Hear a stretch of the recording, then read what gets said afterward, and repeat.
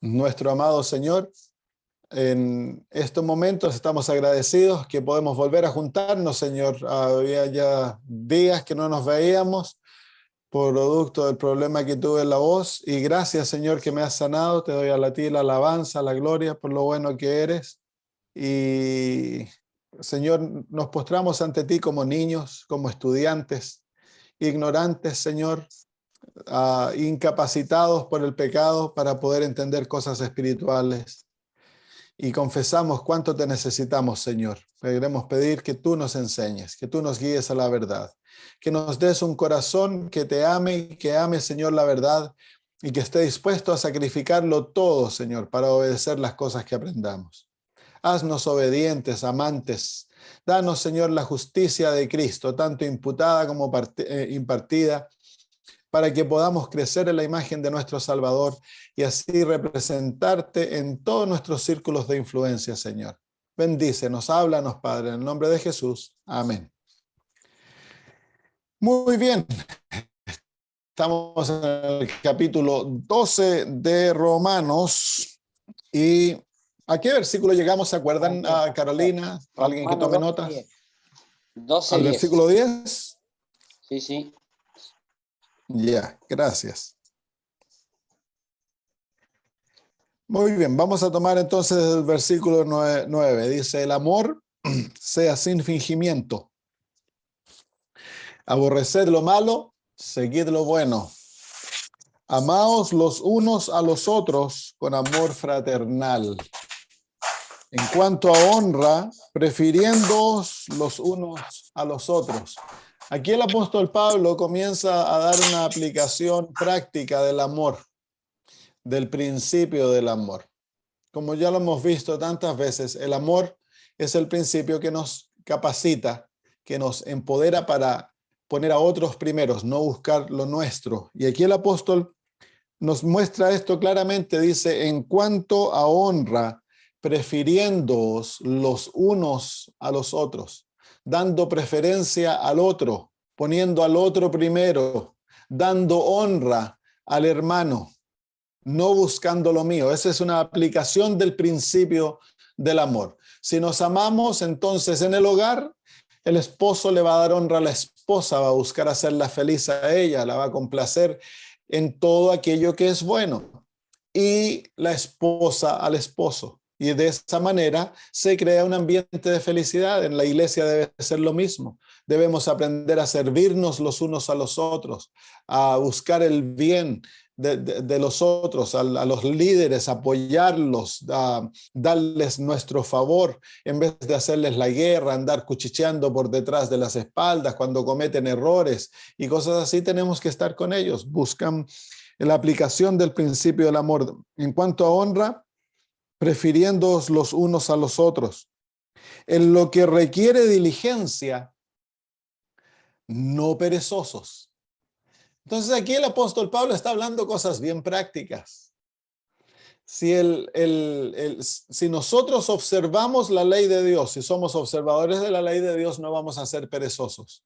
No podemos ser perezosos, porque el mandamiento dice 6 días trabajarás. Así que los adventistas del séptimo día han de ser trabajadores de los 6 días. No hemos de ser perezosos. Dice el apóstol Pablo que el que no trabaja, no coma. Entonces, dentro del pueblo de Dios no deben haber perezosos, holgazanes, que no hacen nada, que tienen sus manos flojas. Hemos de aprender a ser diligentes en todo lo que se nos da. Hemos de ser diligentes y no perezosos. No importa cuán simple el oficio. El cristiano ha de representar a Cristo, si es zapatero, si es albañil, carpintero, ya sea mecánico, doctor, ama de casa, lo que sea, hemos de ser diligentes. Nuestros hogares han de ser limpios, ordenados. Los alrededores de nuestros hogares deben ser hermosos, deben ser nuestros jardines, alrededor de la casa debe estar limpiecito, ordenado, no importa que seamos pobres. La pobreza no da permiso a la flojera. El que es, y la realidad es esto, que tú puedes ser pobre, pero si eres diligente, vas a salir de tu pobreza. Si eres organizado, si eres limpio o limpia, te dedicas a servir para el quien trabajas, vas a ser un obrero apreciado. Y eso es lo que debemos ser. Debemos ser diligentes y no perezosos, fervientes en espíritu, sirviendo al Señor. Fervientes en el espíritu, sirviendo al Señor. Entonces aquí el apóstol Pablo nos muestra el balance de la vida cristiana, que debemos ser buenos trabajadores, pero en el ser buenos trabajadores no hemos de descuidar nuestra vida espiritual. La vida espiritual es la prioridad más alta. Hemos de ser fervientes en el espíritu. Hemos de ser cristianos dedicados. Hemos de ser llenos del espíritu. Nuestras palabras han de reflejar a Cristo. Nuestras acciones, toda nuestra vida ha de ser de reflejar a Jesús. Y para esto hemos de tener una vida espiritual profunda. Hemos de ser fervientes, no fríos ni tibios. Hemos de ser calientes en la vida espiritual, fervientes, dedicados. No, hemos de tener una vida, ¿cómo se llama? Una vida devocional profunda. Hemos de dedicar las horas de la mañana a la oración, al estudio de la Biblia, del espíritu de profecía, a la meditación. Y luego hemos de dedicar horas a la asistencia de aquellos que necesitan nuestra ayuda, ya sea espiritual, física, la proclamación del evangelio. Hemos de ser fervientes en el espíritu. Entonces ha de haber un balance. Hemos de tener mucho cuidado de que nos dedicamos todo el trabajo y descuidamos nuestra vida espiritual y los ejercicios espirituales. Fervientes en el espíritu, sirviendo al Señor. Entonces la vida cristiana es la vida, ya sea que seas doctor, enfermera, ama de casa, lo que seas, hemos de servir a Cristo. Donde el Señor te llame a servir, has de servirlo a Él.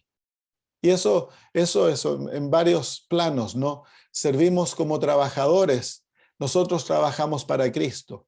Por lo tanto, como ya dijimos, vamos a ser los mejores obreros. Vamos a ser honestos en nuestras horas. No vamos a andarle dándole la espalda a nuestras responsabilidades. Vamos a ser honestos en el pago de nuestros impuestos. Vamos a ser honestos en todo aspecto porque nosotros servimos a Cristo. Nosotros no trabajamos simplemente para recibir un salario. Nosotros en la esfera de nuestro trabajo estamos representando a Jesús. Entonces el Señor te ha puesto donde tú estás para que lo representes. Y lo representas en tu vida laboral, pero también en tu vida social. Tu vida social ha de ejercer un perfume maravilloso donde tú trabajas, donde tú te desempeñas, para que otros sean atraídos a Cristo Jesús. Entonces estás ahí como misionero, como misionera. Estás ahí porque Dios te ha puesto ahí, porque no hay nadie más que Dios pueda poner ahí para que testifique por él. Entonces, nuestra vida de testificación es la vida silenciosa, la manera que tú haces tu trabajo, si eres enfermera, la manera que tratas a los enfermos, todo aquello es la vida silenciosa de testificación. Y luego viene la vida audible de testificación, que es cuando el Señor abre las puertas y tú compartes tu fe con aquellos que te rodean en la vida laboral, pero todos tenemos distintas esferas. Está la vida laboral, la vida del hogar, la vida social en nuestras comunidades, en la iglesia. En todos lugares hemos de llevar ante nuestra frente la realidad que nosotros servimos al Señor. Nosotros no vivimos para complacer al hombre, nosotros servimos al Señor. Entonces eso nos va a capacitar para hacer nuestras decisiones de fidelidad mucho más fácil. Cuando en el trabajo se interpone entre tú y Dios, entonces va a ser muy fácil desechar el trabajo por el hecho de que tú sirves a Dios, tú no sirves a tu jefe. Y eso en todo, como pastor muchas veces caemos en el problema de tratar de complacer al presidente, a la asociación, Y perdemos de vista que como pastores nosotros trabajamos para Dios. Pero no tan solo el pastor trabaja para Dios, todos nosotros servimos a Dios. Entonces, si eres zapatero, vas a ser el mejor zapatero. Si eres mecánico, vas a ser el mejor mecánico, porque sirves a Dios. Entonces, no puedes hacer cosas sucias. Si la persona te trae para que le hagas servicio al auto, le vas a hacer un servicio honesto, le vas a cobrar un precio honesto y no le vas a hacer nada al vehículo para que la persona vuelva nuevamente a verte porque el vehículo está malo. Y cuando somos obreros dedicados, honestos, que servimos a Dios y tratamos al cliente o a la persona con cariño, somos amistosos, entonces eso va a incrementar la clientela porque la persona se va a dar cuenta que te pueden confiar. Claro. Entonces, eso demanda que como si eres doctor, tú has de ser el mejor doctor. No puedes ser un doctor mediocre. Si eres carpintero, has de ser el mejor carpintero. No puedes ser un carpintero mediocre, porque a Jesús no le puedes hacer un trabajo mediocre. A medias. Tapadito, esto no lo ven, por lo tanto, bueno, le doy una pinturita y ya quedó así. No, todo lo que hacemos lo hemos de hacer para Dios, para el Señor. Entonces eso demanda que como contador seas el mejor contador, que como chofer de bus seas el mejor chofer de bus, como papá, mamá, los mejores padres. Todo demanda perfección cuando trabajamos para Cristo. Entonces, de esa manera, el mundo va a ser atraídos a nosotros, porque se van a dar cuenta que no hay otros como nosotros. Entonces, mi hermano, por ejemplo, él es doctor naturista, pero producto de su idioma no ha tenido mucho cliente y ahora está trabajando como carpintero, porque sabe mucho de carpintería y tiene trabajo saliendo de las orejas. ¿Por qué? Porque es honesto y todo lo que lo hace a la perfección. Entonces la gente no encuentra eso en ningún lugar. La gran mayoría de las personas que trabajan así andan tratando de ganarse el dinero rápidamente. Y son deshonestos, hacen trabajos a medias, mal hechos, tratan de recortar en los materiales para ganar más dinero. No, mi hermano no hace eso, mi hermano cobra un buen precio, pero lo que lo hace a la perfección. Entonces la gente quedan felices y lo recomiendan. Y ahora tiene tanto trabajo que ¿cómo se llama? No puede aceptar todo lo que le viene porque tiene mucho trabajo. Entonces, cuando trabajamos para Cristo, esos son los resultados. Y se abren puertas para compartir nuestra fe. Entonces el apóstol Pablo nos está dando consejos que si los ponemos en práctica, nos van a hacer cristianos exitosos. Vamos a ser prósperos en lo que hagamos. El simple principio que dice sirviendo al Señor, tan profundo, tan maravilloso. Versículo 12. Gozosos en la esperanza, sufridos en la tribulación, constantes en la oración. Entonces, tres áreas ahí. El gozo. Hemos de vivir gozosos. ¿Por qué? Porque nosotros tenemos una vida de esperanza. Nosotros tenemos una esperanza viva. Esta vida no es todo lo que nosotros tenemos. Por lo tanto, hemos de aprender a ser gozosos. No hemos de ser cristianos de cara larga, cristianos criticones, cristianos que andan viendo todo lo oscuro, todo lo malo. Ese no es un cristiano. El verdadero cristiano tiene el gozo de Cristo en el alma. Uno de los frutos del Espíritu es gozo. Y el apóstol Pablo en la carta a los Filipenses dice que hemos de gozarnos en todas las cosas. Todo ha de ser una razón para gozarnos. Tengo este dedo, lo tengo envuelto y tengo un poco de aloe vera porque hace unas semanas atrás me taladré el dedo con un taladro. Y cuando me vi la sangre chorreando por el dedo, me lo apreté y comencé a decir, alabado sea Dios, alabado sea Dios. Hay que gozarse en todo hay que aprender a gozarnos. Porque ese espíritu es un espíritu contagioso cuando estás trabajando, silbando, cantando. Cuando yo era muchacho era chofer de micro, chofer de buses. Y trabajaba para el gobierno antes de llegar a ser pastor. Y me tocaba hacer a turnos bien temprano de mañana, donde llevaba a los obreros a a las fábricas y hacía turnos que traía en el bus la gente que venía a trabajar a la ciudad. Y siempre a mí me ha gustado cantar o silbar. Entonces iba manejando, iba silbando, no teníamos radio para ponerle a la gente y me tocaba un bus con radio, yo no les ponía la radio, me ponía a cantar himnos. Y cuántas veces la gente me tocaba el hombro y me decía, muchas gracias, has, ¿cómo se llama? Puesto un brillo en mi día. ¿Cuántas veces? El aprender a vivir una vida gozosa, si estás trabajando en la casa de alguien, eres carpintero, albañil, silbar, cantar, contar testimonios, ayudar a la gente en otras cosas, que vean que nosotros tenemos un espíritu de gozo, un espíritu gozoso. Vivir en la casa, los niños son atraídos por un espíritu de gozo.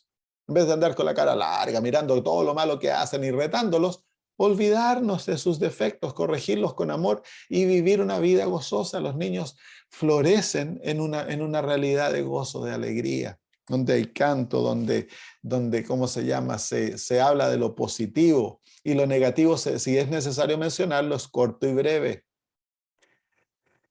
Muy bien, en lo que gozosos en la esperanza. Entonces es la esperanza de la nueva vida, de la pronta venida de Jesús, la esperanza que Dios responde a nuestras oraciones, que Él está al lado nuestro. La vida cristiana está llena de esperanza y eso nos da gozo. Hemos de contar nuestras bendiciones. Hay personas que se fijan tanto en lo negativo de su vida. Todos tenemos cosas negativas que ocurren diariamente. Yo me podría haber puesto a gritar y alegar por qué me pasó esto a mí. Y hay tantas cosas, nuestros hijos, o especialmente nuestras hijas, están viviendo vidas perdidas, tanta cosa de la cual nosotros podríamos, ¿cómo se llama?, reclamar y alegar y vivir en un aspecto negativo.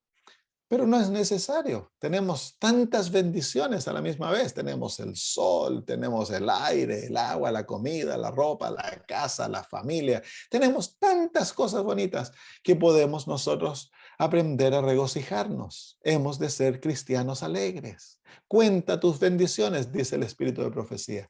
Hemos de escribir un libro, tener una cuenta de las bendiciones que Dios nos da diariamente, las respuestas a las oraciones.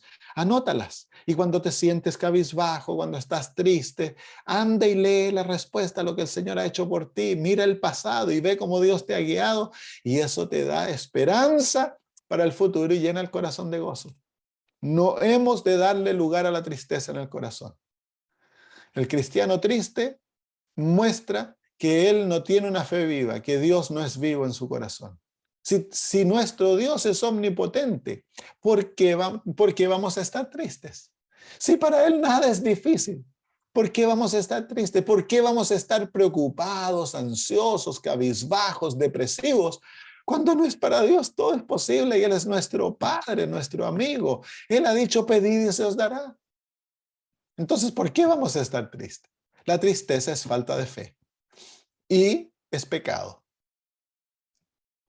Entonces hemos de luchar contra ellos. Especialmente hay caracteres, el carácter flemático, melancólico, tienden a vivir más en las sombras que en la luz. Y si ese es si eso es quien tú eres, entonces has de cooperar con Cristo para que tu carácter cambie. Que Dios puede cambiar el carácter, Dios puede cambiarte de flemático, te puede hacer un flemático alegre, te puede hacer un melancólico feliz. Dios puede hacer eso, Él puede cambiar tu carácter y hace cooperar con Él. Muy bien, gozosos en la esperanza, sufridos en la tribulación. Entonces, aquí el apóstol Pablo nos muestra la realidad de que como cristianos nosotros vamos a sufrir, vamos a tener tribulación, nadie se escapa de eso. Vivimos en un mundo de dolor. Dios no nos ha prometido sacarnos de la realidad que nos rodea, pero Él ha prometido que en todas las cosas Él va a estar con nosotros. Y la palabra sufridos quiere decir pacientes en la tribulación. Pacientes en la tribulación. Teniendo paciencia al aprender a permitir que Dios obre sus planes en nuestra vida durante los momentos difíciles. Cuando Dios permite la tribulación, cuando llegan los momentos duros de la vida, Dios está obrando en nosotros y hemos de aprender a tener paciencia. ¿Por qué paciencia? Muchas veces nosotros pedimos, Señor, sácame, pues, sáname, dame trabajo, Señor, de aquí, allá, allá, y pedimos que salir del dolor, salir de los momentos difíciles, pero no, el apóstol Pablo dice, hemos de tener paciencia. En vez de orar que el Señor nos saque, hemos de pedirle que el Señor nos enseñe las lecciones que hemos de aprender en esa experiencia. Porque si el Señor te saca inmediatamente, entonces, ¿qué pasa? No vas a ser beneficiado por el desarrollo que Dios desea que obtengas a través de la experiencia que te está permitiendo que ocurras. Recuerda, nada te puede tocar a no ser que sea por permiso divino. Si Dios lo permite, entonces es para tu bien. Y el apóstol Pablo nos dice que hemos de aprender a tener paciencia en el medio de la tribulación. Paciencia en el medio de la tribulación. No desear escaparnos. Y hemos de aprender como iglesia, cuando oramos por el enfermo, cuando oramos por el afligido, no tanto luchar con Dios para que se haga nuestra voluntad, sino que hemos de aprender a luchar con Dios para que se haga la voluntad de Él, para que Él bendiga de la manera que Él está buscando bendecir a las personas.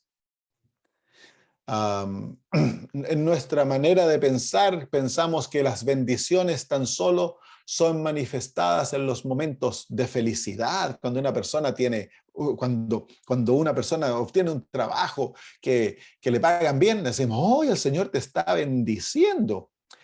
Y cuando la persona pierde el trabajo, creemos que el Señor ya no lo está bendiciendo, pero el Señor dice, bienaventurados los pobres, bienaventurados los que lloran, bienaventurados los que tienen hambre y sed. Bienaventurados sois cuando sois perseguidos, cuando os dicen toda clase de malas cosas por mi nombre. Bienaventurados. Entonces, no quiere decir cuando estamos pasando por aprietos, cuando estamos pasando por circunstancias difíciles, no quiere decir que Dios nos está maldiciendo. No, es bendición si aprendemos a tener paciencia en esos momentos y nos aferramos a Cristo a través de la oración, intensificamos nuestra vida espiritual y nos aferramos al Señor de todo corazón, esos momentos van a llegar a ser los momentos de más bendición, porque es ahí cuando el Señor puede obrar en nosotros, porque son los momentos cuando estamos débiles, como dice el apóstol Pablo, que cuando realmente somos fuertes. Entonces el Señor busca debilitarnos para que aprendamos a tener fortaleza en Él, confianza en Él. Si no nos volvemos, cuando todo va bien, nos tendemos a separar de Dios. Tendemos a dejar de orar, nuestras oraciones se vuelven, ¿cómo se llama? Livianas, ya no dependemos del estudio de la Biblia, muchas veces dejamos de atender la iglesia, pero cuando viene el aprieto, los hermanos entonces buscan la oración, oren por mi hermano, comienzan a atender. Entonces la tribulación es bendición. Entonces, en vez de afligirnos en la tribulación, ¿por qué, Señor, a mí? ¿Por qué yo? Si mira, yo pago el diezmo, yo voy a la iglesia, yo guardo el sábado, soy fiel. ¿Por qué a mí? No debemos decir, gracias, Señor, dame la fe, la paciencia para cooperar contigo durante estos momentos gozosos en la tribulación. Dice el Señor Jesús, dice ahí en Mateo capítulo 5, miren la actitud, para el mundo esto le parece locura. En Mateo capítulo 5 el Señor dice, en versículo 12, dice, gozaos y alegraos, porque vuestro galardón es grande en los cielos, porque así persiguieron a los profetas que fueron antes de vosotros. Gozaos y alegraos. Así que cuando estamos pasando por tribulación, hemos de desarrollar una actitud distinta. Hemos de aprender a dar gracias a Dios por lo que estamos pasando. Hemos de aprender a regocijarnos, a alegrarnos en el medio de las circunstancias que vivimos. Muy bien. Versículo 12 nuevamente, gozosos en la esperanza, sufridos o pacientes en la tribulación, constantes en la oración. Constantes en la oración. Así que no hemos de permitir que nada en la vida quite la constancia que hemos de tener en la oración. Y yo pienso que esto es uno de los puntos más débiles de muchos en la vida cristiana, la oración. Nuestras oraciones son mecánicas, son vacías. La oración no nos llena de poder. Cuando oramos no sentimos la presencia de Dios, no escuchamos su voz. Entonces las oraciones son rápidas, lo oramos casi lo mismo todos los días y se vuelve algo monótono sin sentido. La oración, el propósito de la oración es ligarnos a Dios y formar una íntima comunión con Dios, hacer de Él nuestro mejor amigo. Y eso es lo que hemos de hacer. Y debe haber constancia en la oración. Debemos dedicar tiempos específicos durante el día para orar. Yo ahora estoy tratando de implementar en mi teléfono, tengo una alarma que me suena a la hora todos los días de entre las 9 de la mañana y las 9 de la noche. Y suena una alarma y eso me recuerda de orar. Entonces elevo mi mente a Dios y oro por peticiones, algo cortito, simplemente para mantenerme en contacto con Él durante el día. Hemos de mantener un ambiente de oración, hemos de luchar por permanecer en oración. Debemos de desarrollar la costumbre de orar mañana, tarde y noche. Ahí es donde nos postramos ante el Señor, si es que es posible, en la mañana, durante el mediodía, a lo mejor luego de comer en tu trabajo, puedes dedicar 10 minutos a orar, y en la noche nuevamente dedicar tiempo dedicado a la oración. Debemos de ser constantes porque la oración es el aire del alma, es el oxígeno del alma. Entonces es esencial. El cristiano verdadero es una persona de oración. Hemos de dedicar mucho tiempo a la oración y hemos de aprender a permanecer en la presencia de Dios, a desarrollar hábitos de vivir en la presencia de Dios, de practicar su presencia, de hacer a Dios real en nuestras vidas. Amén. Muy bien, versículo 13. Compartiendo para la necesidad de los santos, practicando la hospitalidad. Entonces aquí, en relación a los demás, hemos de ser generosos. No importa cuán pobres seamos. Yo crecí en un hogar pobre, teníamos mejor situación que otros, pero éramos pobres. O sea, éramos 6, luego mis padres adoptaron 3, llegamos a ser 9. Vivíamos bien apretados, teníamos todo lo necesario, pero era bien apretados. Pero mi mamá siempre estaba dando, siempre estaba dando. Siempre. Ya esto a ti te quedó chico, ¡pum! A mí me acuerdo yo de niño, tenía una tenida que me encantaba, era como de marinero, me encantaba. Y un día se desapareció la tenida, la busqué y no la encontraba. Y un día vi al vecino usando mi tenida, me dio una rabia de haber tenido 5 o 6 años. Claro, mi mamá ya vio que a mí me quedaba un poco apretada y se la regaló al vecino. Mi papá también, él se compraba un terno, mi papá trabajaba, necesitaba terno, se compraba un terno, el terno anterior lo regalaba. De la misma manera sus zapatos y todo. Entonces, el aprender a compartir para la necesidad, y aquí el apóstol Pablo pone como prioridad el cuidar a los hermanos de iglesia. Cuando hay necesidad, a los hermanos pobres, a las familias de viudos, de viudas, a los huérfanos, a las familias necesitadas, es la iglesia que debe cuidarlos. Debe haber una caridad práctica. No decirle tan solo al hermano, bueno, por ti, ¿cómo se llama? Vamos a orar por ti. No, hemos de aprender a cuidar al necesitado. Yo también tengo una familia en Venezuela que ayudo yo mensualmente. Ahora le estoy pagando la escuela a la niña para que vaya a escuela adventista. Para mí eso no es mucho, son $200 al mes. Para ellos es un montón, no podrían ellos hacerlo. Entonces hemos de aprender nosotros a de cuidar a los demás, a preocuparnos del vecino, de la vecina, en el barrio, buscar a los necesitados.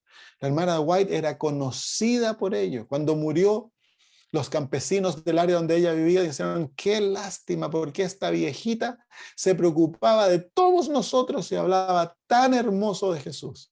Se la conocía como la que yo. Ella salía en su carruaje a visitar a los hogares, y cuando encontraba hogares donde no había padres, había muerto el papá o la mamá, ella con el ojo medía a los niños, y iba y les hacía ropa, y después se iba y les llevaba ropa, comida, la querían. Era una caridad práctica, una religión práctica. Nuestro cristianismo ha de ser práctico. Hemos de ser conocidos como seres generosos, caritativos, amantes, que nos preocupamos de la necesidad de aquellos que no tienen. Entonces, compartiendo para la necesidad de los santos, practicando la hospitalidad. ¿Qué es la hospitalidad? El traer a nuestros hogares, compartir nuestro hogar para el bienestar de otros. El invitar a comer a personas. Cuando ves visitas en la iglesia, llévalos contigo a la casa a comer. Hazte amigos de ellos. Conócelos. No importa que seas pobre, ¿sí? Se le echa un poco más de agua a la olla de sopa y se comparte, se pelan un par de papas de más o se echan unos cuantos tallarines más ya se comparte la hospitalidad. Y dice que muchos albergaron a ángeles sin saberlo. Hemos de ser hospitalarios. Una de las cosas que las personas que vienen del Medio Oriente tienen una hospitalidad tan hermosa. Yo me he hecho amigo de una familia que son libaneses. Él estaba estudiando para ser sacerdote ortodoxo y ahora él aceptó la fe adventista y todo. Una familia muy linda. Y ella es católica, pero católica pechoña, porque son muy fuertes católicos, son marianos que se llaman. Y ella vino a mi campaña que hice y le encantó, así que estamos dando estudios bíblicos y me quieren, pero me quieren como que me hubieran conocido toda la vida. Tienen un amor tan lindo y son tan hospitalarios, tan hospitalarios. Nosotros hemos de aprender así. ¿Se acuerdan de Abraham? El ejemplo que dio cuando invitó a los ángeles a comer sin saber que eran ángeles. Nosotros hemos de hacer lo mismo. Hemos de ser hospitalarios, y no tan solo con los de la fe, sino con aquellos que conocemos, los amigos, los vecinos. Invítenlos a la casa, invítenlos a tomar once con ustedes, pónganles un pancito con palta, y eso abre las puertas para compartir la fe. El ser hospitalarios es un deber cristiano, el ser hospitalarios. Muy bien, versículo 14. Bendecid a los que os persiguen. Bendecid y no maldigáis. Estas son bienes del consejo de Jesús en Mateo capítulo 5. El Señor Jesús fue el que dice esto. En la boca de un cristiano no se van a encontrar maldiciones contra aquellos que le hacen mal. El Señor Jesús dice en el capítulo 5, versículo 38, dice, oísteis que fue dicho ojo por ojo y diente por diente. Pero yo os digo, no resistáis al que es malo, antes a cualquiera que te hiere en la mejilla derecha, vuelve también la otra. Y al que quiera ponerte en pleito, quítale también la túnica. Y déjale la capa, perdón, y al que te quiere poner en pleito y quitarte la túnica, déjale también la capa. Y a cualquiera que te obligue a llevar carga por 1 milla, ve con el 2. Al que te pida, dale. Y al que quiera tomar de ti prestado, no se lo rehuses. Oíste que fue dicho, amarás a tu prójimo y aborrecerás a tu enemigo. Pero yo os digo, amad a vuestros enemigos. Bendecid a los que os maldicen. Haced bien a los que os aborrecen y orad por los que os ultrajan y os persiguen, para que seáis hijos de vuestro Padre que está en los cielos, que hace salir su sol sobre malos y buenos y hace llover sobre justos e injustos. Entonces eso es lo que significa ser cristiano. Sí, el ser cristiano no es tan solo el creer ciertas doctrinas, eso es verdad. Pero es vivir una vida práctica, Una vida que refleja a Cristo en todos los ambientes en los que nos encontramos. Y van a haber gente que te van a odiar, va a haber gente que te va a hacer la guerra, va a haber gente que te va a hacer mal, y tú no te puedes dar el lujo de responderles de la misma manera. Hace un tiempo atrás conocí a un viejito, miembro de una de mis iglesias, y me dijo, oh sí, yo les digo, pégame en la mejilla, me pegan, pégame en la otra, y cuando me pegaron en la otra, entonces yo les saco la mugre. Dice. No, esa no es la actitud del cristiano. La actitud del cristiano bendice. Cuando lo maldicen, él bendice. Tú no vas a maldecir a nadie. No podemos maldecir, darnos el lujo. Es un lujo destructivo. Porque lo que tú dices, lo que tú piensas de otros, en vez de hacerles daño a ellos, te hace daño a ti. Destruye tu corazón, destruye tu fe, destruye tu paz, destruye tu gozo. Practícalo. Comienza a pensar mal de alguien y se te va a ir el deseo de orar. Cuando te arrodillas a orar, vas a estar con la ira en la cabeza y vas a estar buscando cómo vengarte. Es mejor no vivir de esa manera. ¿Para qué vivir en amargura? La vida es tan corta en este mundo. ¿Para qué gastar la vida pensando mal de otros y deseándoles mal? ¿No es mejor desearles bien al que te hizo mal? Y dice el Señor Jesús, si te quieren quitar la túnica y llevarte a pleito, llevarte a la corte para sacarte la túnica, dales la capa. Deja que se lleven la capa, no entres en pleitos legales y peleas que te van a llevar a estar enojado y a buscar cómo hacerle daño al otro. ¿Para qué? Eres cristiano, tú tienes un padre que te puede dar de vuelta a la capa y la túnica. Versículo 14. Bendecid a los que os persiguen, bendecid y no maldigáis. Gozaos con los que se gozan, llorad con los que lloran. Aquí hay un principio bien importante. Cuando nosotros estamos pasando por circunstancias difíciles, muchas veces nos hacemos la pregunta, ¿por qué yo, Señor? ¿Por qué a mí? Y en esa pregunta nosotros estamos pensando, a lo mejor no lo hacemos audible, ¿por qué a mí y no a él? Y, por ejemplo, el hermano que es vegano o vegetariano se enferma de cáncer. Y él dice, Señor, ¿por qué yo me enfermo de cáncer? Que como saludable y todo eso. Y mira a este hermano que le gusta comerse los filetes, él está sano. Entonces le estamos deseando mal al hermano. Y nosotros creemos que porque nosotros somos mejor que el hermano, las cosas buenas debieran pasarnos a nosotros y lo malo al otro. Pero aquí el apóstol Pablo nos muestra otra manera de vivir la vida. Y es aprender la vida. Cuando tu capacidad de gozo, tú no encuentras nada en qué gozarte, entonces aprende a gozarte en aquellos que tienen que se gozan. Un pastor cuenta la historia de que él estaba en cárcel en Rumanía,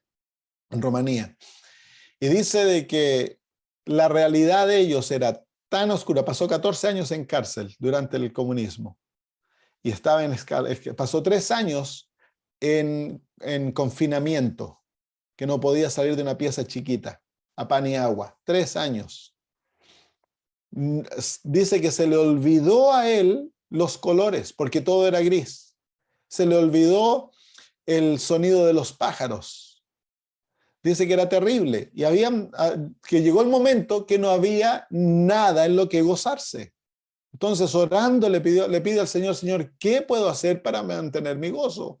No puedo ir a la iglesia, iban a la iglesia el domingo, no puedo ir a la iglesia los domingos, no puedo ver a mis hermanos. ¿Qué puedo hacer? Y el Señor le trajo este versículo: gózate con los que se gozan. Así que él entonces ahora aprendió la negación absoluta, a ser feliz porque otros son felices. Qué lindo, ¿no? Entonces ahora él comenzó los domingos, él se regocijaba por los hermanos que podían ir a la iglesia. Y allá participaba con ellos, por fe participaba con ellos en los cultos y le daba gracias a Dios porque hay hermanos que pueden ir a la iglesia. y aprendió a ser feliz por la felicidad de otros. Qué lindo, ¿no? Qué maravillosa vida. Entonces Satanás no te puede derrotar. Porque si estás enfermo, ahora vas y Satanás te tienta a estar descontento por tu enfermedad, tú puedes levantar tus ojos de ti mismo y ver a tu esposa, ver a tu hijo que se encuentran sanos o ver al vecino que está sano y te puedes regocijar en la sanidad de ellos. Eso fue lo que llevó a Cristo, a abandonarse totalmente y a hundirse en el dolor, en la miseria, y a tomar el pecado sobre sí y morir una muerte terrible, porque Él deseaba vernos a nosotros felices. Y esa es la negación absoluta. Entonces, nos regocijamos con aquellos que se regocijan y lloramos con los que lloran. Aprendemos ahora a ser copartícipes del dolor de aquellos que van alrededor nuestro. Donde hay un cristiano verdadero, nadie va a estar solo. Cuando hay un cristiano verdadero, va a haber alguien que les ponga el brazo en sus hombros y que va a llorar con ellos. Va a estar con ellos en los momentos de felicidad y va a estar con ellos en los momentos de tristeza, de dificultad. Va a ser un amigo, una amiga inquebrantable, una amistad que no se puede romper. Entonces van a aprender a amarte, van a aprender a confiar en ti, van a aprender a tener confianza, a abrir su corazón, a compartir contigo las profundidades de la vida de ellos, porque saben de que tú estás con ellos, tanto en el gozo como en la tristeza. Y para eso, nosotros hemos de aprender ahora a no llevar pesos nosotros mismos. Claro, porque si yo tengo mis propios problemas, ya no te da capacidad para llevar los pesos de otros. Si tú andas acongojado por tus necesidades y estás preocupado de ti, entonces ya eres incapacitado para ayudar al otro. Para tú poder ayudar a otro, tú tienes que confiar en Jesús y dejar tus problemas en sus manos, en sus pies, confiando que Él los toma en cuenta. Él es el que lleva tus problemas. Y ahora eso te capacita a ti para ser como Jesús para aquellos que no tienen a Jesús. Entonces ahora el Señor te capacita para representarlo a Él y ser una ayuda para aquellos que no tienen ayuda. Para eso entonces requiere absoluta negación personal. No vivir para ti. Versículo 15. Versículo 16. Unánimes entre vosotros. No altivos, sino asociándoos con los humildes. No seáis sabios en vuestra propia opinión. Qué lindos consejos, ¿no? Son tan sencillos, son cosas tan sencillas, pero el apóstol Pablo, ya como un padre espiritual, le habla a sus hijos. Le dice, unánimes entre vosotros. Y esto es unánimes, no tan solo con aquellos que están de acuerdo conmigo, sino que aquellos que no vemos las cosas a 100%, el aprender a amar y a mantener la unidad. Por supuesto, hay momentos en los cuales personas se vuelven producto del pecado, de enseñanzas que dividen, que destruyen. Entonces hemos de separarlos. Pero en cuanto está a nosotros, hemos de mantener una unidad. Y eso hemos de buscarlo a gran sacrificio. Dentro de nuestras iglesias no hay unidad. En muchos de nuestros casos no hay una unidad verdadera, hay una unidad, es como una superficie, es un polvito, pareciera unidad, pero el momento que hay un problema, el momento que alguien piensa distinto, ya lo miramos con ojos distintos y nos separamos de aquella persona. No hay una verdadera unidad. La unidad ha de manifestarse. Dice el Señor Jesús que el mundo conocerá que Dios envió a Cristo cuando nos amemos los unos a los otros. Para la base de la unidad tiene que haber un amor profundo entre nosotros.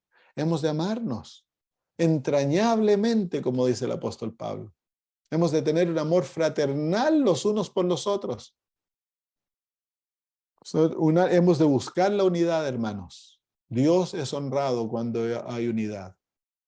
No se puede sacrificar la verdad para tener unidad, como en el caso del ecumenismo. El ecumenismo busca una unidad falsa. El ecumenismo busca una unidad entre denominaciones, abandonando las verdades que lo han hecho quienes son, para buscar una unidad y trabajar todos juntos. Si vamos a abandonar la verdad, es mejor que haya guerra, dice el espíritu de profecía. Y eso se muestra en el tiempo de la Reforma. Durante la Reforma, los reformadores buscaban la unidad a cualquier costo, llamaron a la iglesia al arrepentimiento, pero cuando no hubo arrepentimiento, cuando entonces se buscó destruir la verdad de los protestantes estaban dispuestos a ir a la guerra para defender aquellas verdades, estaban dispuestos a morir por defender las verdades, porque la verdad es Cristo. Entonces, una unidad que deja de lado las verdades y que es todo una máscara, no es verdadera unidad. La verdadera unidad, la plataforma de la unidad es la verdad. Pero hemos de amarnos entrañablemente, no altivos, no hemos de ser orgullosos, hermanos. Cuando un hermano nos ofende, hemos inmediatamente de perdonar. No hemos de distribuir lo que el hermano me hizo entre otros. Ha de morirse ahí, acabarse ahí. No hemos de crear división, no hemos de crear enemistad entre hermanos. Ese es el espíritu de Satanás, no el espíritu de Dios. No altivos, sino asociándoos con los humildes. Hemos de aprender a ser humildes. No seáis sabios en vuestra propia opinión. En otras palabras, hemos de aprender a escuchar a los demás. Hemos de aprender a callarnos y a escuchar, no estar tan dispuestos a dar mi opinión, porque eso muestra que soy sabio en mi propia opinión, que yo creo a pie firme lo que yo digo. Hemos de aprender a escuchar, a tener silencio y a escuchar cuando hermanos tienen una opinión distinta y ver lo que ellos piensan, escucharlos pacientemente y evaluar si lo que ellos dicen es bíblico o no bíblico. Pero eso ha de ser evaluado no de acuerdo a lo que yo pienso, sino que de acuerdo a las Sagradas Escrituras. Porque es muy posible que el hermano o la hermana está viendo un aspecto de la verdad a la cual tú eres ciego. Y que Dios te enriquece a través de lo que el hermano o la hermana dice. Hay veces que son falsedades y hay que rechazarlas. Como por ejemplo lo que mi cuñado enseña. Ha de ser rechazado a pie junto. Pero hay otras veces que nos sentamos como hermano y un hermano está descubriendo cosas en la Biblia y tú nunca lo has visto antes. No lo rechaces. Escucha pacientemente. Aprende a tener oídos grandes y boca chica. Versículo 17. No paguéis a nadie mal por mal. Procurad lo bueno delante de todos los hombres. Busca hacerle el bien, incluso a aquellos que te hacen el mal. La historia de la mujer que estaba siendo torturada, este pastor cuenta esta historia, el mismo pastor cuenta la historia de siendo la mujer torturada en esta cárcel. Te buscaban, a veces eran torturas que duraban 6, 8 horas al día, pero habían quiebres, descansos, donde el torturador paraba de torturar y salía a fumarse un cigarro y a tomarse un café. Y ahí entonces era el momento que los cristianos le hablaban al torturador. Todos machucados, golpeados, sangrantes, cortados. Se olvidaban de sí mismos para tratar de ganar a sus verdugos. Y esta mujer le comienza a decir, qué lindas manos que tienes tú, no me había dado cuenta que tan lindas tus manos. ¿Te has dado cuenta? Le dice que las mismas manos que me golpean pueden ser usadas para bendecir. Tú puedes hacerle cariño a tu esposa, a tus niños, y con las mismas manos me golpeas, le dice. Y el hombre la queda mirando, le dice, tienes razón, nunca lo había visto de esa manera. Y después en el otro recreo le dice, fíjate qué lindo tus labios, le dice ella. Me encantaría que fueras mi esposo, para que en vez de decirme malas palabras, me besaras con tus labios, le dice ella. Y el hombre se puso súper incómodo, le dice, pero ¿qué estás diciendo si yo soy tu verdugo? Mira cómo me hablas, le dice. Entonces pasaron así los días y la mujer, en vez de maldecirlo, lo alababa. Y eventualmente le quebró su actitud. Y el hombre le dijo, yo quiero tener al Dios que tú tienes, le dice. Entonces ahora, durante las torturas, ella le hablaba de Jesús. Y eventualmente él le dijo, yo quiero aceptar a Cristo como mi Salvador, me tienes que bautizar, le dice. Y la mujer le dice, yo no te puedo bautizar. Y él sacó una pistola y le dijo, si no me bautizas, te mato. Así que bueno, ella lo llevó abajo, se fueron abajo a un lugar en la cárcel y ella lo bautizó.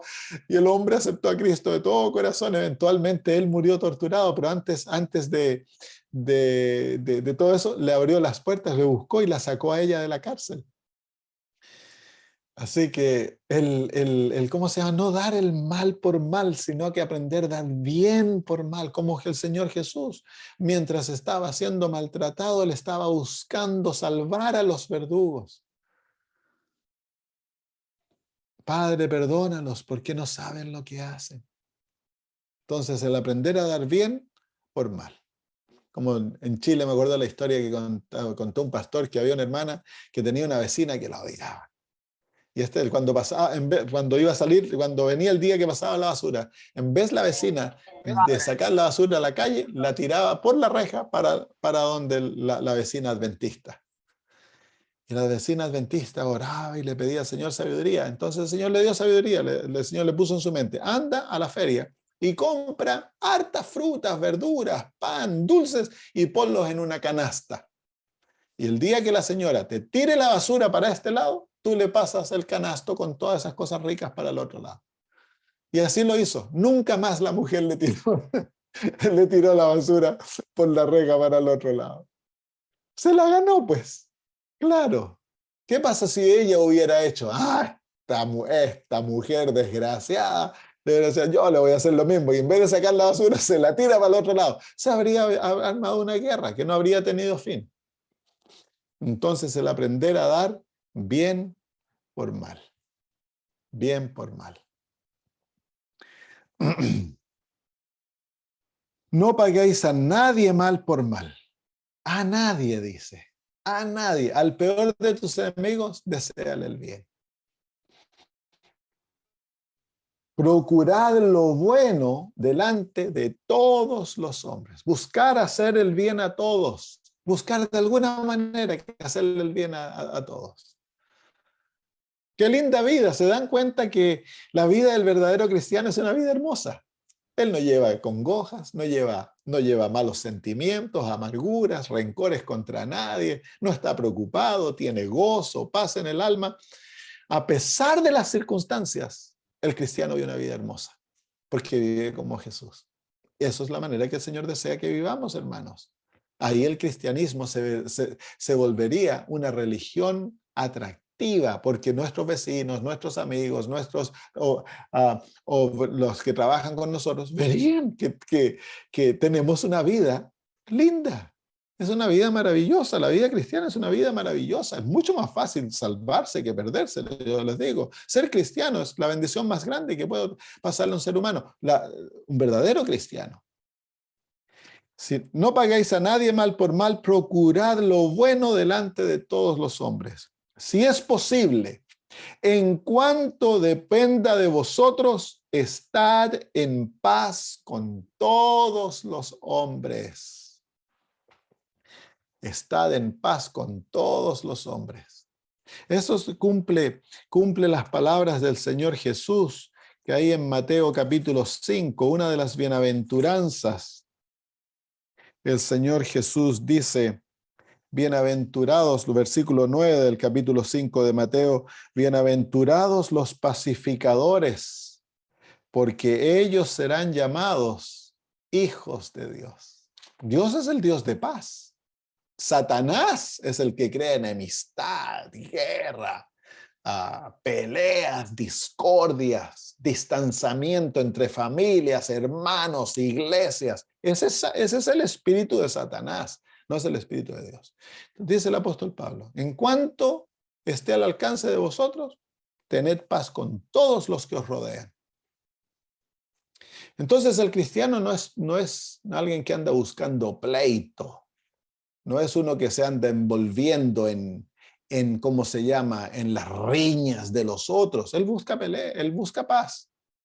Recuerdo cuando yo era muchacho, una semana de oración que tuvimos en la escuela adventista de Santiago Sur, un pastor contó la historia, ¿no?, de que habían dos hermanas que estaban peleadas en la iglesia. Y había una que era amiga de las dos. Y ella quería reconciliarlas. Entonces iba a ver a una y esta la hablaba mal de la otra. Iba a ver a la otra y esta la hablaba, pero porquerías de la otra. Entonces, ¿qué puedo hacer, Señor? ¿Qué puedo hacer? Entonces, ella fue a ver a una y le dijo, está aquí, que allá. Y se fue a ver la otra y le dijo, fíjate que esta mañana estuve con la hermana tal. Y ella me dijo que tú eres una buena persona, que eres tan aquí, que eres tan allá. Y la otra quedó sorprendida, entonces ya no se atrevió a decir nada malo. Y después ella fue a visitar nuevamente a su otra amiga y le dijo exactamente lo mismo. Que esta persona te estima, que eres una buena persona. Y eventualmente se acabó la riña. Ya no dijeron nada malo de cada una, pasó algunos días, algunas semanas, y hubo reconciliación, las reconcilió a ellas. Ella era una pacificadora. Pero ¿cuántas veces el hermano viene y dice, oye, fíjate que el Juan hizo esto y no debió haberlo hecho, es un descocado? Y uno dice, pero claro, ¿cómo se le ocurre al Juan hacer eso? ¡Qué loco! Entonces ya le echamos carbón al hermano en el corazón contra Juan. Entonces, en vez, si no tenemos nada bueno que decir, mejor quedarse callado. El silencio a veces es precioso. Hemos de buscar pacificar. Si los hermanos están extrañados, debemos de tratar de traerlos juntos. Porque dentro de la iglesia tiene que haber unidad, unión. Debemos perdonarnos, amarnos, ser muy elásticos los unos con los otros, tener mucha paciencia, porque después de todo, hermanos míos, nosotros somos un saco de defectos. Esa es la verdad, estamos todos llenos de defectos. Entonces, ¿para qué esperar tanto del hermano? Si a mí me pusieran en la misma posición y esperaran tanto de mí, yo fracasaría tanto como mi hermano fracasaría. Entonces, mejor ser pacientes, ser elásticos. Muy bien, terminemos con este versículo. Si es posible, en cuanto dependa de vosotros, estad en paz con todos los hombres. Qué lindos versículos. Los consejos prácticos del apóstol Pablo muestran su corazón de padre. Tiene un corazón tan lindo hacia los miembros de su iglesia, a los que él ha ganado. Y los consejos son tan prácticos. Y hemos de vivirlos porque eso es cristianismo práctico, que nos hace ser realmente cristianos. No es lo que decimos en la vida cristiana que es de tan valor tanto como lo que hacemos. Lo que hacemos es lo que muestra realmente si somos cristianos. Muy bien, ¿hay alguna pregunta o algo que decir? Solo una pregunta. Sí. ¿Y qué pasa cuando en las relaciones que uno quiere, que hubo algún problema y uno quiere restaurar la relación, pero del otro lado no hay una buena devolución, pero uno igual quiere hacer todo, pero no hay devolución, no se puede restaurar, digamos? ¿Qué puede hacer uno?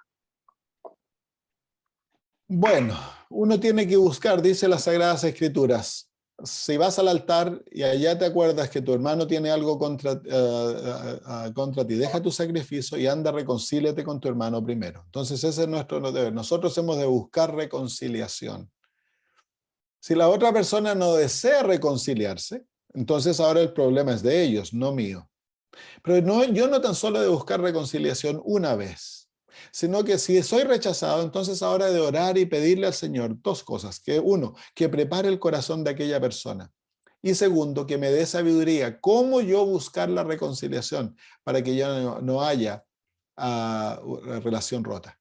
Entonces el Señor te va a mostrar. A lo mejor hay que humillarse. Uno tiene que a lo mejor ir a pedir perdón por algo, como por ejemplo hace años atrás. Yo era mi mejor amigo, su esposa contrajo cáncer y me pidieron a mí que yo le hiciera tratamientos naturales y ella murió. No, el Señor no la sanó con los remedios naturales. Bueno, la sanó, ella va a despertar en la mañana de la resurrección sana, pero no la sanó en esta vida, permitió que bajara al descanso. Y el papá me echó la culpa a mí y una vez me trató, pero súper mal. Uf. Entonces, un día estaba orando y yo le pido al Señor, Señor, ¿hay alguien con el cual me tenga que reconciliar? Y me trajo el nombre de esta persona a mi mente. ¿Cómo lo puedo hacer?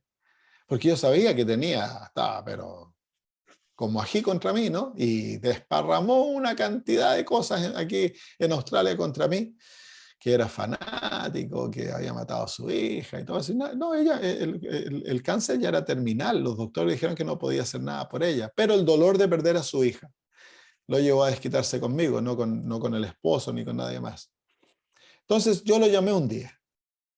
Y en vez de tratar de aclarar cosas, porque yo sé, era muy difícil aclarar. Entonces yo le pedí perdón por el sufrimiento que mi conducta había causado con él. A pesar de que no había hecho nada, yo me humillé y yo le pedí perdón a él. Entonces ahí él también se humilló y me pidió perdón a mí y se arregló la relación. Ya dejó ¿cómo se llama? De andar hablando cosas malas de mí. Entonces el humillarnos y nosotros tomar el paso que es tan difícil a veces para otros del pedirnos perdón a nosotros. Uno el humillarse y uno decirse, perdóname, si yo te ofendí en algo, perdóname, por favor. Y humillarse, extender la mano para que la otra persona tenga la facilidad. Dice, ahora la persona no tiene la humildad de pedir perdón, uno ya lo perdonó en el corazón y ya se deja la situación de lado. Pastor, Sí, hermano. estaba viendo justamente el versículo 18, que seguramente la próxima vez se va a ampliar en cuanto a eso. Ahí como que realmente aparece como que el método de Jesús, ¿no? El versículo 18 dice, si es posible, en cuanto dependa de vosotros, estad en paz con todos los hombres. Si es posible, en cuanto dependa de uno, ¿no? O sea, es lo que usted dijo. Ahí ya de parte de la otra persona, si no es de ella la voluntad, ni siquiera el Señor Jesucristo estaba en paz con todos, Claro. porque había gente que directamente no quería ser amigo de Jesús. Entonces, si es posible en cuanto dependa de él mismo, no es que Claro. Gracias, porque hermano Jesús Denis. era Jesús, estaba en paz con todos. Claro. Pero Jesús, en su corazón, él estaba en paz con todos. Pero él Claro. no podía cambiar Por las actitudes de aquellos que lo odiaban. Él trató de ganarlos, iba a comer con ellos, les hacía bien. Pero uno no puede cambiar la actitud del otro. Pero en mi corazón yo no he de tener ningún sentimiento negativo contra nadie. Exactamente, es lo que está diciendo justamente. De Claro. parte de uno está todo lo mejor que uno Amén. pueda hacer. Claro. Amén.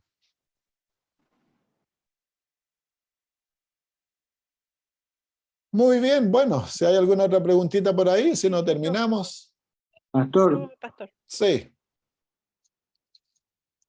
Habla Gastón. bueno, buenas tardes.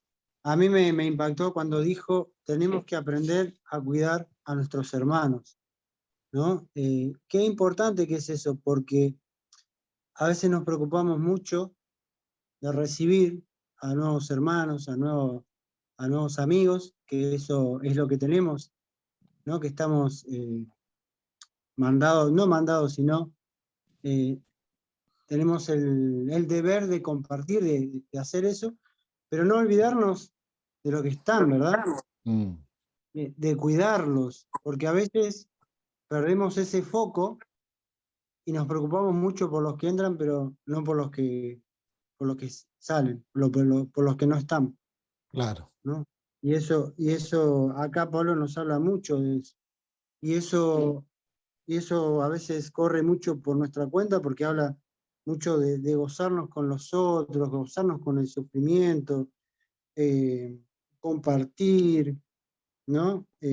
Llorar en esos momentos, como hablaban también, estar en paz mientras sea con nosotros, tratar de generar la armonía, y eso también me gustó usted cuando viene alguien y decir, che, fulano de tal, ¿no? Cortar eso, cortarlo en seco. Claro. Y decir, mirá, está bien, pero vamos a hablar de otra cosa, o hablaste ya con el hermano, es cortar la rueda, ¿no? Porque si no se hace mucho más grande. Pero esa frase me llegó, ¿no? Tener que aprender a cuidar a nuestros hermanos. Amén. El Señor Jesús es interesante que en la parábola de la oveja perdida, a las 99 las deja seguras en el redil y se va a buscar la oveja perdida. Nosotros hemos de hacer lo mismo, hemos de asegurarnos que las ovejas que ya están en el redil están seguras. Hemos de cuidarlas, atenderlas, y hay que salir a buscar a otros. La vida cristiana tiene ambos aspectos, ambos ámbitos de la vida, que hemos de dedicar nuestra vida a la predicación y traer al que está perdido y cuidar al que está dentro también. Y ese cuidado nos pertenece a todos. Todos hemos de cuidar a los hermanos. Entre todos nos hemos de cuidar. No tan solo el pastor, los ancianos, los diáconos. Todos hemos de vigilar, de cuidar. Si el hermano no asistió, hay que ir a verlo, hay que llamarlo, hay que estar con ellos. Tenemos que asegurarnos que todos se sienten amados dentro del redil. Eso es importante también, que todos, porque algunos por ahí no tienen ese concepto claro y como que le dan la responsabilidad al pastor y a los ancianos Claro. solamente, pero es de todos. Es de todos. Gracias, pastor. Hermana Claudia, ¿usted Sí, tenía yo algo que decir? Sí, es lo mismo.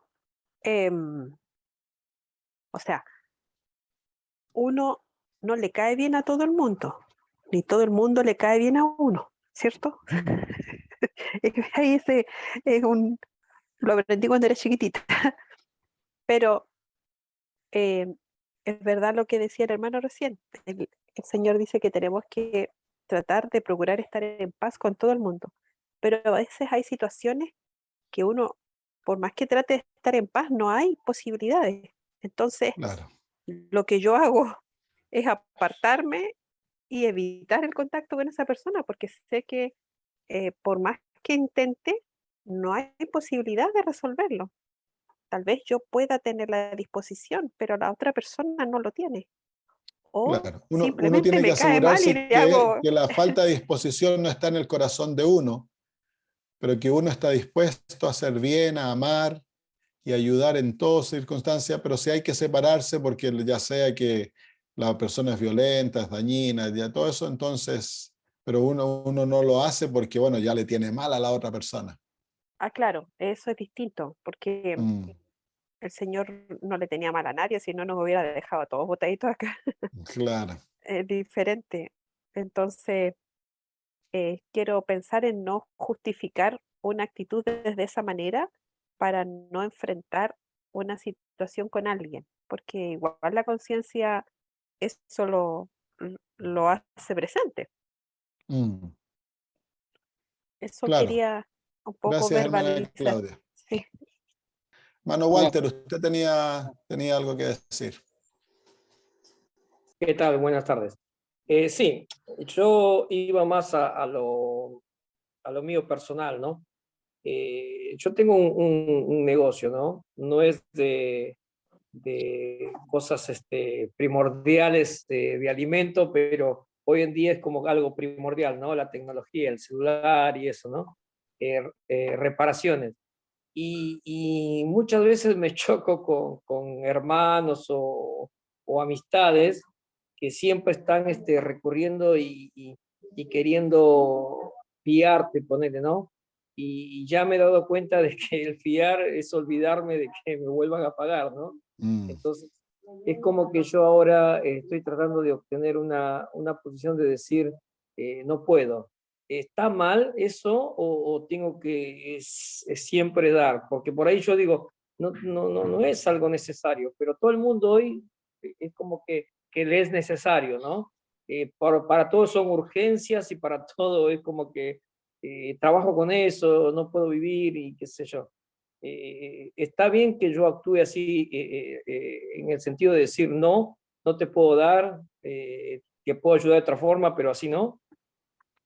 Ya, yo no te puedo aconsejar en eso, hermano. Tú tienes que ver, porque hay personas que a lo mejor están honestas en su pedido, que no pueden pagar y necesitan el asunto arreglado por por distintas situaciones. Y el Señor esperaría que tú los ayudes. Pero hay otros que están abusando de las circunstancias. Entonces tú necesitas ahí que el Espíritu Santo te dé sabiduría cuándo decir sí y cuándo decir no. Pero el principio de las Sagradas Escrituras es que el obrero es digno de su salario. Tú estás trabajando, tú dependes de eso, las personas te han de pagar. Y no hemos de esperar servicios gratuitos. Si nosotros podemos pagar, no hemos de esperar servicio gratuito. Y si no puedo pagar, entonces yo he de ofrecer al que me ha hecho el servicio, pagarle de alguna otra manera, ya sea cuotas, ya sea por otro tipo de trabajo, pero no es bien el esperar que otros me hagan a mí servicios gratuitos. Hermano, pero Jesús dijo, al que te pide, dale. Fíjese Claro. que yo pienso de que uno tiene que darle a la gente en alguna manera. Una, porque a lo mejor lo necesitan y se van a sentir felices porque alguien los ayudó. Y los otros que algunas veces lo hacen por sacar plata. Bueno, allá tendrán que darle cuenta a Dios de que si no han engañado, ¿no es cierto? Claro, es verdad, pero se requiere también sabiduría espiritual. El Espíritu Santo ha de indicarte cuándo y cuándo no. Si tú lees lo que la hermana de White dice en esos comentarios, ella lo muestra claramente de que el comentario no te está diciendo de que, bueno, ahora hay que darle a todo el mundo en forma indiscriminada. Se requiere sabiduría espiritual para saber a quién hay que ayudar y a quién no tengo que ayudar. Hay momentos cuando el Espíritu Santo te va a indicar que no. Por ejemplo, yo ayudo al que me pide, pero hay un muchacho que me estaba pidiendo de África por meses: pastor, por favor, envíeme dinero, que estoy aquí, estoy pasando por hambre, que no tengo cómo pagar el colegio, que aquí, que allá. Y de primera parecía, pero increíble. Entonces yo oro y le dije: Señor, ¿he de enviarle dinero? Y el Señor claramente me dijo que no. Y ya por meses, más de 6 meses, me sigue enviando la misma historia. Ya se habría muerto de hambre si no tuviera dinero para comer. Los hijos ya estarían muertos de frío si no tuvieran ropa para vestir, porque esa es la historia que cuenta. Pero de primero yo no sabía eso. Pero el Señor me lo mostró y me dijo que no. Entonces ya, no lo ayudé nomás. Pastor, justamente algo de eso te iba a consultar, ¿no? Porque en la iglesia, por ejemplo, aparecen muchas personas pidiendo ayuda, ¿no? Y siempre hay un hombre que aparece y aparece con el mismo problema, ¿no? Siempre está hace un año con el mismo problema, ¿no? Y él quiere que lo ayuden y quiere una casa y quiere que lo ayuden y quiere... y llega el momento en que yo lo escucho, después digo, no. Y por ahí hay hermanos que me miran, como yo soy el anciano de la iglesia, como que me miran que soy malo. Y yo digo, no, porque este hombre no necesita, él no quiere ayuda, él quiere nada más estar lo fácil. Es difícil a veces actuar así porque a veces uno no lo entiende. Como también hay gente en la iglesia viendo cosas, llevar, y yo los veo todos muy bendecidos. Ninguno está muerto de hambre. Y hay veces que la gente quiere sacar ventaja. Y en esos casos, con hermanos de la iglesia, ¿cómo hay que hacer? Bueno, el principio básico es dar y se os dará, pero hemos de buscar sabiduría divina. Yo no le puedo decir a alguien no porque, bueno, a mí me parece que esa persona no lo merece. No, yo tengo que buscar sabiduría divina para que el Señor sea el que me indique cuándo sí y cuándo no. Y la gran mayoría de las veces es sí, pero hay excepciones al caso que el Señor sabe de que la persona no es digna de ayuda, porque la hermana White dice, ella habla del que es digno de ayuda. Y eso es el Señor el que ha de mostrarnos como iglesia. Si alguien se acerca a pedirnos ayuda, por ejemplo, llega a la iglesia alguien y dice: yo no necesito dinero, necesito viajar, no tengo el dinero, ¿me podrían por favor ayudar? Yo le digo: sí, vamos, yo te compro el pasaje. No, dame el dinero nomás, eso es todo lo que necesito. ¿Cómo se llama? No necesitas molestar. No te preocupes, yo vengo contigo y te compro el pasaje. Entonces la persona se corre, no quiere que le compre el pasaje. Entonces estaba usando una mentira para que le diéramos dinero y hacer ahí, ir a tomar o comprar cigarros y todo eso, pero viene con la cosa de que necesitaba comprar un pasaje. Y eso ha pasado varias veces, pero ha habido otras veces cuando hubo una familia que se acercó a nuestra iglesia y necesitaban dinero para comida. Entonces nosotros le ofrecimos ir con ellos al supermercado y comprarle comida. Y estuvieron súper contentos de que hiciéramos eso. Entonces fuimos a comprarnos y les compramos un tremendo, ¿cómo se llama? Un tremendo shopping que decimos acá. Y se quedaron felices y agradecidos. Porque eran dignos, eran pobres dignos, gente necesitada digna. El otro parecía ser digno, pero no era digno. Estaba mintiendo para tratar de obtener. Ahora, ayudo yo a una persona que fuma y que toma y les ayudo financieramente, yo les ayudo. Por ejemplo, hay una pareja que yo visito acá cada 2 semanas y ellos están metidos en el cigarro por años y años y producto de que fuman, muchas veces se quedan sin dinero para comida. Es porque están tan adictos. Entonces, ¿qué yo hago? Yo les compro un vale en el supermercado que ellos lo pueden comprar, lo pueden cobrar solo por comida.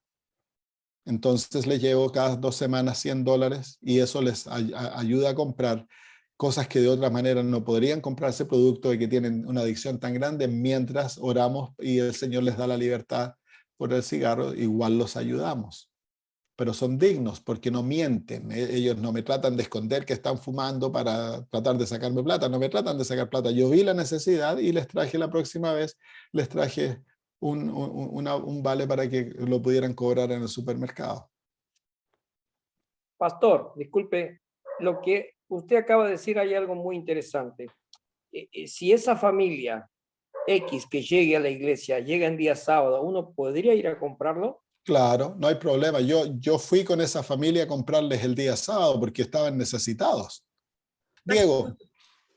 Sí, pastor, ¿qué tal? Buenas noches. Yo me quedé en el versículo 11 donde dice, lo que requiere diligencia, no perezoso, ferviente en el espíritu, sirviendo al Señor. Yo creo, pastor, que aparte de ahí de las cosas terrenales, si nosotros estamos fervientes en el espíritu, nosotros no podemos ver el mal de la iglesia, porque estamos gozosos. Y hay una cosa que experimento de hace 5 años, que por la gracia de Dios siempre fui a la iglesia, siempre que se abrió en estos 5, nunca falté a la iglesia. Y nunca miré mal a un hermano ni nadie. Y yo se lo recomiendo a los hermanos de la iglesia. Vayan cada vez que se abra el templo, participen de los grupos pequeños, visiten a los hermanos, estén en la escuela sabática. Cuando nosotros tengamos ese espíritu que dice acá, que no seamos perezosos y que seamos fervientes en el espíritu. Cuando vos sos ferviente en el espíritu, andás en el espíritu. Entonces, no podés ver a ningún hermano. Y cuando vos vayas los sábados, por más que hayan 50, 100 o 200, depende de la iglesia, vas a ver a todos iguales. Porque no hay diferencia. ¿Por qué? Porque vos sos ferviente en el espíritu. Y después lo que estamos hablando acá los hermanos, por eso uno no puede criticar al pastor, no puede andar en el chisme, no puede criticar al anciano. Si no te visitan, visita vos. Si no te llaman, llama a vos. Cuando uno está ferviente en el espíritu, desde el momento que se levanta hasta la noche, está ferviente, lo mismo que de la mañana hasta la noche tiene esa misma pasión. Y la gente ve esa pasión que es Cristo Jesús. Cuando Jesucristo está en tu corazón y el Espíritu Santo obra que convence de pecado, de justicia y de juicio, ni siquiera tenés momento para ver al hermano. A mí me daría vergüenza, pastor, si un día entro a la iglesia y veo a un hermano y veo la paja del ojo ajeno, o si alguien me ve criticar al pastor, al anciano, al diácono, a la diaconisa o al que recién empieza, me daría vergüenza, porque yo hubiese dejado de ver a Cristo. Cuando yo veo a la cruz de Cristo y yo veo que Jesucristo murió por mí y que ese espíritu me salva a mí, y yo quiero tener ese espíritu, ¿para qué? Para proclamar el evangelio eterno, esa buena de salvación. Cuando yo quiero, ¿cómo voy a mirar a mi hermano? ¿Cómo voy a pensar en el pastor si que escribió esto, y lo llamo, como dice usted, pastor, lo llamo a mi hermano, le digo, hermano, vamos a hacer una oración? Y cuando hay un chisme, si son ancianos, pastores, venga, vamos a orar. Y si nos tenemos que arrodillar ahora, arrodillémonos. Pero vamos a arrodillarnos. porque el único que puede solucionar las cosas es el Espíritu de Dios. Por eso Amén. el hermano Pablo dice, seamos edificadores. Si nosotros, como dijo usted, pastor, si nosotros tenemos que hablar y no vamos a edificar, hagamos silencio. Hagamos silencio. Gracias, pastor, por compartir. Gracias, Diego. Gracias, linda opinión. Amén. Hermana Martita, usted levantó la mano.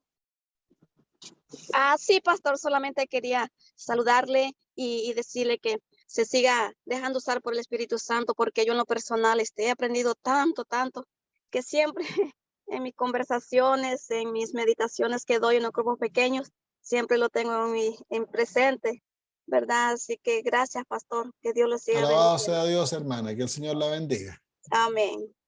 Oremos.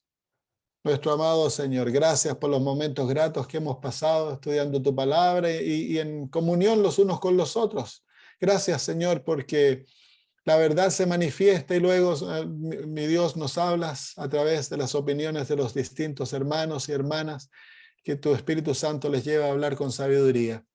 Y ahora queremos pedir que al separarnos seamos luces, que vivamos aquello que hemos aprendido. Danos el poder para cambiar, Señor, en las áreas que no estamos obrando bien, para que el mundo vea, Señor, una manifestación hermosa de Jesús. Gracias, Padre, en el nombre de Jesús. Amén. Muy bien, queridos hermanos, un abrazo para todos. Chao.